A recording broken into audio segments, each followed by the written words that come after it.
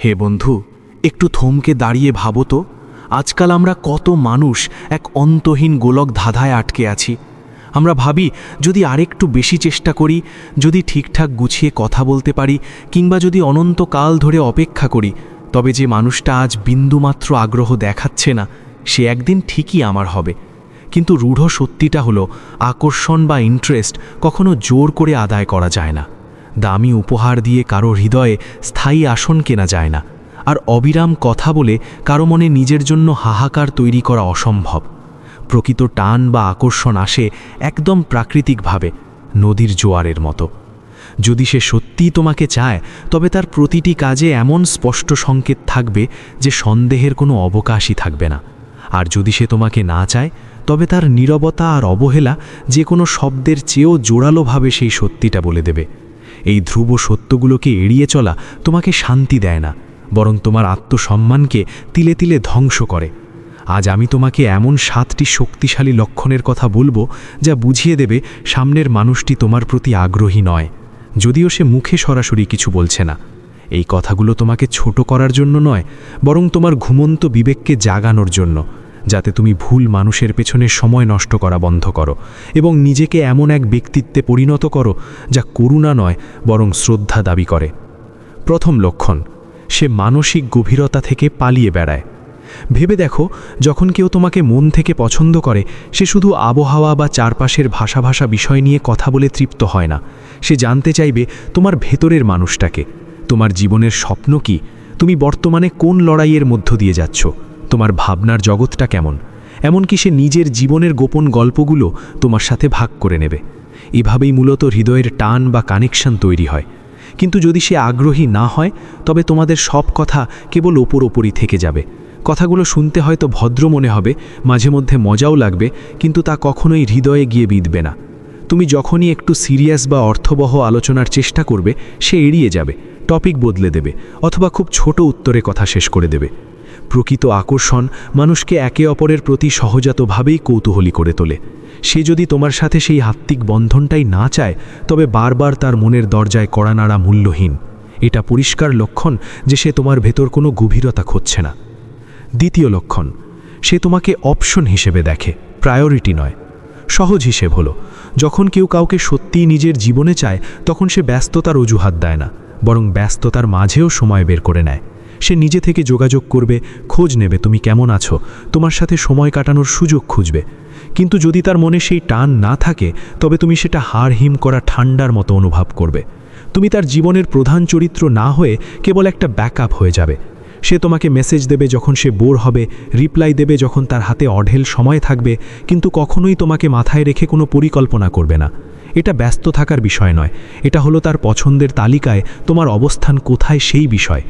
যদি সে ঘন্টার পর ঘন্টা বা দিনের পর দিন তোমার কথা একবারও না ভেবে কাটিয়ে দিতে পারে, তবে সেটুকুই তোমার জন্য যথেষ্ট ইঙ্গিত। অনেক মানুষ এই ফাঁদে পড়ে যায় যে হয়তো একটু সময় দিলে এই অবহেলা ভালোবাসায় রূপ নেবে। কিন্তু সত্যিটা হলো, যদি সে তোমাকে প্রাধান্য দিতে চাইতো, তাহলে সন্দেহের কোনো সুযোগই থাকতো না। প্রচেষ্টা তখন চোখে পড়ত, আগ্রহ হতো দিনের আলোর মতো স্পষ্ট। তৃতীয় লক্ষণ, সে শারীরিক ঘনিষ্ঠতা বা সান্নিধ্য থেকে দূরে থাকে। শোনো বন্ধু, আকর্ষণ শুধু কথাই নয়, শরীরের ভাষাতেও ফুটে ওঠে।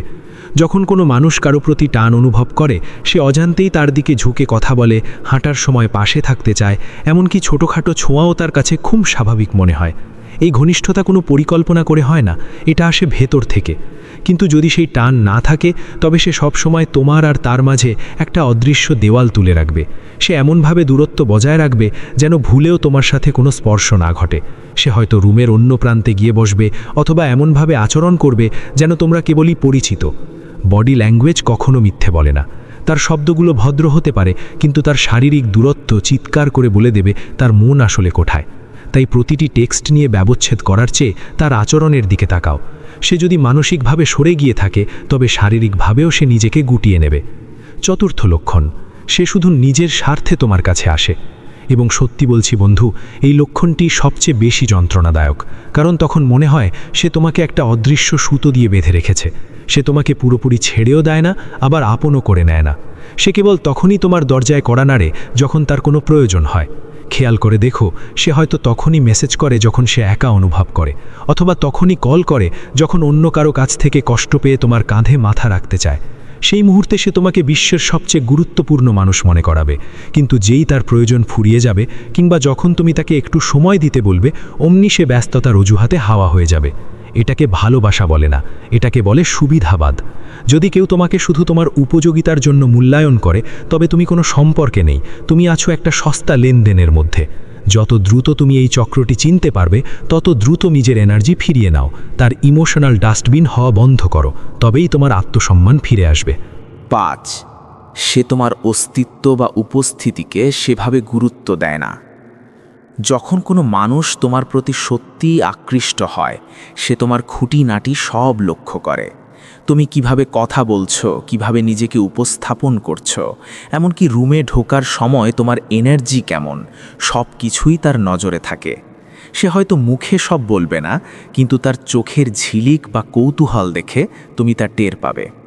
কিন্তু যদি সে আগ্রহী না হয়, তবে সে এমন আচরণ করবে যেন তুমি একজন অদৃশ্য মানুষ। কোনো প্রশংসা নেই, কোনো বিশেষ চাহনি নেই, আছে শুধু লোক দেখানো ভদ্র হাসি। এখানেই আমাদের দেশের অনেক তরুণ ভুল করে। তারা সামনের মানুষের ভদ্রতাকে আকর্ষণ ভেবে বসে থাকে, অথচ সত্যিটা হলো, কেউ যদি তোমাকে স্পেশাল হিসাবে স্বীকৃতি না দেয়, তবে তার মনে তোমার জন্য কোনো বিশেষ জায়গা নেই।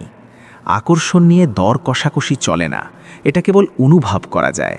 তাই সে আমাকে লক্ষ্য করছে না কেন, এই প্রশ্ন করা বন্ধ করে নিজেকে জিজ্ঞেস করো, আমি কেন এমন একজনকে নিজের মূল্যবান সময় দিচ্ছি যে আমাকে পাত্তাই দিচ্ছে না।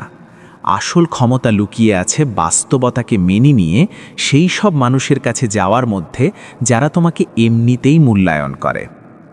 বন্ধু, এই বিষয়টি আমরা অনেকেই এড়িয়ে যাই, কিন্তু এটি অত্যন্ত গুরুত্বপূর্ণ। খেয়াল করে দেখো, ভবিষ্যতের কোনো প্রসঙ্গ উঠলে সে কেমন প্রতিক্রিয়া দেয়। যে মানুষটি তোমাকে সত্যিই পছন্দ করে, সে অবচেতনভাবেই তার আগামী দিনের পরিকল্পনায় তোমাকে জড়িয়ে নেবে। সে বলবে, সামনে আমরা এটা করব, বা পরের বার ওখানে যাব। সে তোমার সাথে একটা ধারাবাহিকতা বজায় রাখতে চাইবে। কিন্তু যার মনে তোমার জন্য জায়গা নেই, সে সব কথা অস্পষ্ট রাখবে। তার মুখে শুনবে, দেখা যাক, হয়তো হবে, এখনই কিছু বলা যাচ্ছে না। এটা শুধু ব্যস্ততা নয়, এটা তার ভদ্রভাবে মানা করে দেওয়ার একটা ধরন। সে আসলে বলতে চাইছে, আমার ভবিষ্যতে তোমার কোনো জায়গা নেই। যদি সে তোমাকে তার আগামীর ভাবনায় না রাখে, তবে তুমি সেখানে আসলেই নেই। নিজেকে আর মিথ্যে সান্ত্বনা দিয়ে ছোট করো না। 7, তার সান্নিধ্যে তোমার প্রাণ শক্তি কমে যায়। এই পয়েন্টটি সবচেয়ে বেশি সত্য।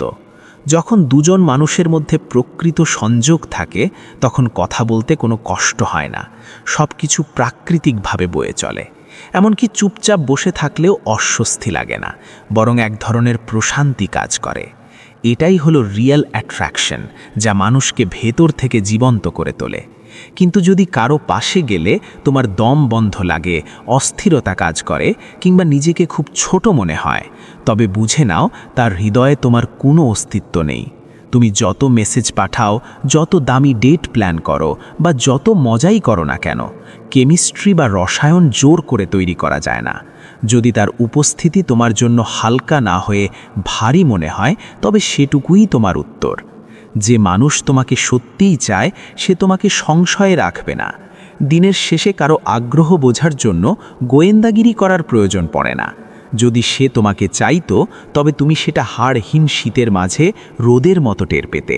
বিপদ এটা নয় যে সে তোমাকে পছন্দ করে না। আসল বিপদ হলো যখন তুমি সেই সত্যিটা মানতে চাও না এবং একটা নাকে হ্যাঁ বানাতে নিজের জীবনের দামি মাস বা বছরগুলো নষ্ট করো। কমেন্ট করে জানাও পরবর্তী ভিডিও কোন বিষয়ে দেখতে চাও। ভিডিওটি ভালো লাগলে বন্ধুদের সাথে শেয়ার করো, আর নিজের আত্মসম্মানকে সবার উপরে রাখো। দেখা হবে পরের ভিডিওতে, ততক্ষণ নিজের খেয়াল রেখো বন্ধু। ধন্যবাদ।